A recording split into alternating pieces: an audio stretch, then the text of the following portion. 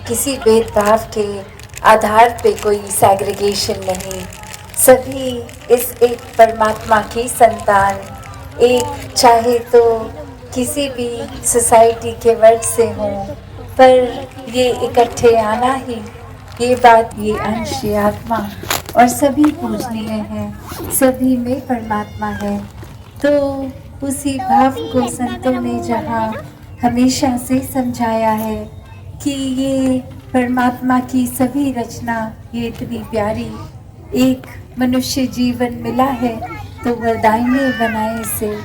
एक मन में प्यार, प्रीत, करुणा, नम्रता, ऐसे अनेकों गुण जो वाकई ही इंसान को एक असली इंसान बनाते हैं, वो गुणों को अपनाया जाए और सिर्फ वो अपनाने की बात ना रहे, वो गुण स्वयं बन जाएं। क्योंकि फिर किसी भी समय जब हम खुद ही वो मानवीय गुण बने होंगे तो उसका प्रदर्शन अपने आप ही होगा, वो कुछ बनावटी नहीं रहेगा।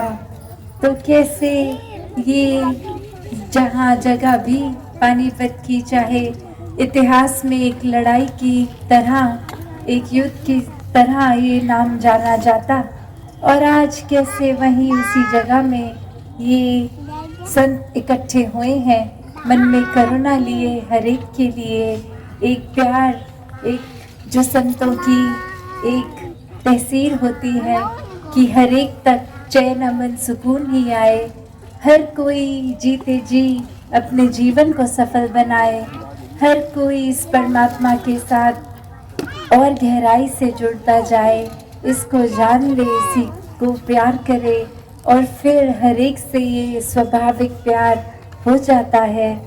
तो कैसे जीवन में ये करुणा का आना, ये मन के भाव, ये दया के जो संतों के रहते हैं।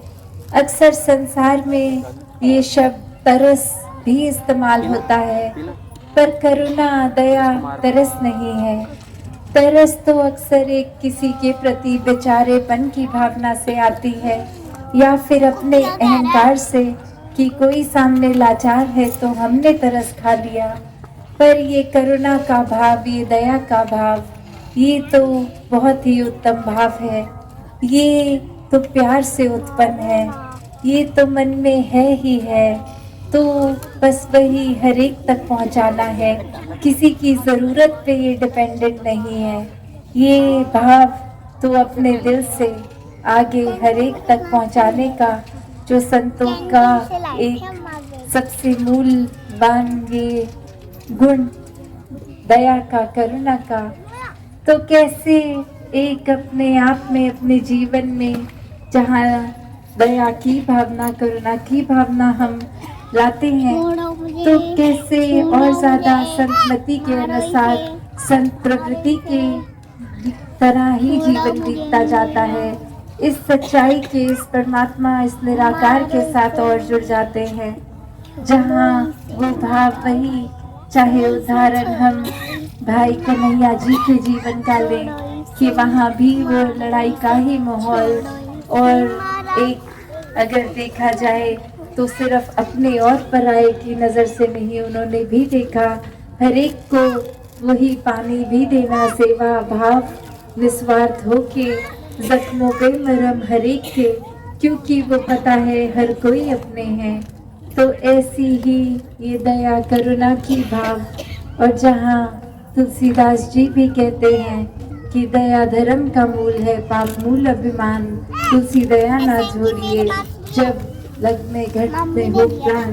तो कैसे ये भाव मन के कि ये दया, करुणा, ये ही मन में है, तो ये जीवन का सार है, ये प्यार ही एक हर एक तक अपने जीवन को अच्छा करने के लिए, जहाँ खुद में जब हम ये गुण बनकर हर एक पल में वो जिएंगे, तो वाकई ही सिर्फ हमारा ही उद्धार नहीं है, जिस किसी से भी हमारा किसी रूप में संपर्क होगा, हर एक के जीवन में फिर वो प्यार की बात, वो करुणा की, और अक्सर जीवन में फिर ये भी क्लियर होगा कि करुणा तो किसी भी अपने जीवन के एस्पेक्ट में, किसी भी स्फीयर में हम इस्तेमाल कर सकते हैं, मन में है तो।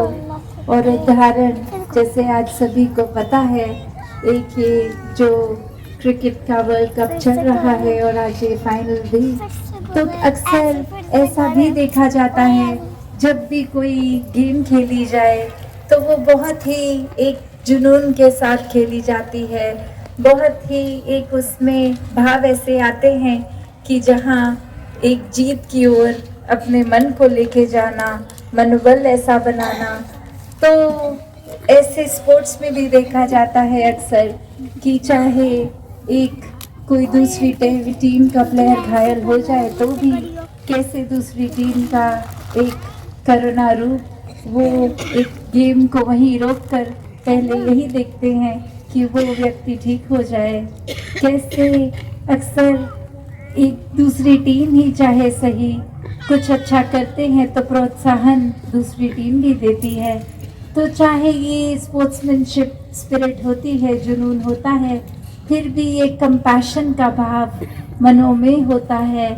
कैसे अपने जीवन को जहाँ हर कोई इस रूप में जीत सकते हैं, हर जगह ये कभी भी परिस्थिति कोई ऐसी नहीं होगी जहाँ एक चॉइस होगी कि हम इस समय किसी के साथ करुणा दया से पेश आएं या फिर एक गुस्से से, एक बदसलूकी से।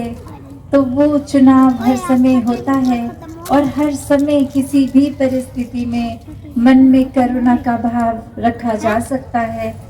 अक्सर फिर ये भी सोच आती है कि हम अगर करुणा दया करते चले जाएं, सबके साथ मीठे बनते जाएं, तो कोई ना कोई हमारा अक्सर इस्तेमाल कर लेता है। तो भाव वही कि हमने अपने गुणों को नहीं छोड़ना, क्योंकि ये हमारा मूल ये परमात्मा ही है जिससे सारे गुण उत्पन्न हैं। तो जब ये परमात्मा को मन में बसाएंगे तो ये चतुर चालाकियाँ, ये दिमाग की उपज भी खत्म हो जाएगी।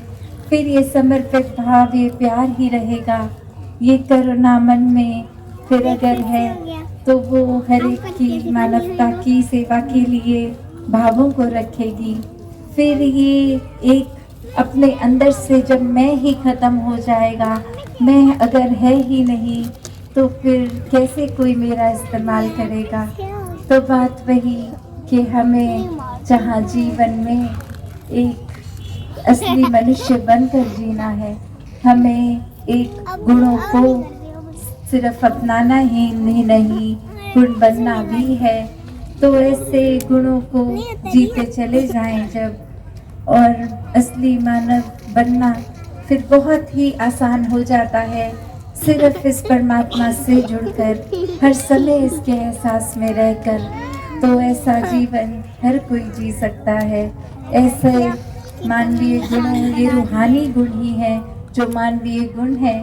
इस रूहान से, इस परमात्मा से जुड़कर ये दैवीय मूल रूप हमारे अंदर जो ये आत्मा, इसी परमात्मा की अंश तो है, तो ये पोटेंशियल एक डिविनिटी का तो है ही।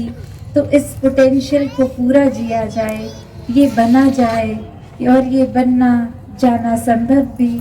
तभी आज बार बार वो आवाज़ भी ब्रह्म ज्ञान की लग रही कि जीवन जीते जी इस ब्रह्म ज्ञान रूपी इस रोशनी को प्राप्त कर लें, ताकि ये जीवन फिर पूरी तरह मुकम्मल जीवन बन सके। हर समय में एक अपने आप को जबरदस्ती कोई गुण नहीं डालने पड़ेंगे, एक गुणों की खान खुद बना उस समय जाएगा। और आध्यात्मिक रूप से भी जब इस परमात्मा से कनेक्ट स्पिरिचुअली होगा, रहेगा, तो फिर एक मन में, जीवन में वही लहर हमेशा की रहेगी, वो रोशनी हमेशा की। फिर हर पल में चाहे कैसी परिस्थिति हो, ये रास्ता, सही मार्ग यही रहेगा। मन भटकेगा नहीं, मन में वो क्लैरिटी का आना कि कैसे एक जीवन में वही चुनना है जो एक है, जो ये सच्चाई है, जो ये परमात्मा है। फिर एक ये मन में वैसे भाव नहीं होंगे कि किसी के सामने अच्छा सिर्फ बनना है, पीठ पीछे उन्हीं की निंदा चुगली नहीं।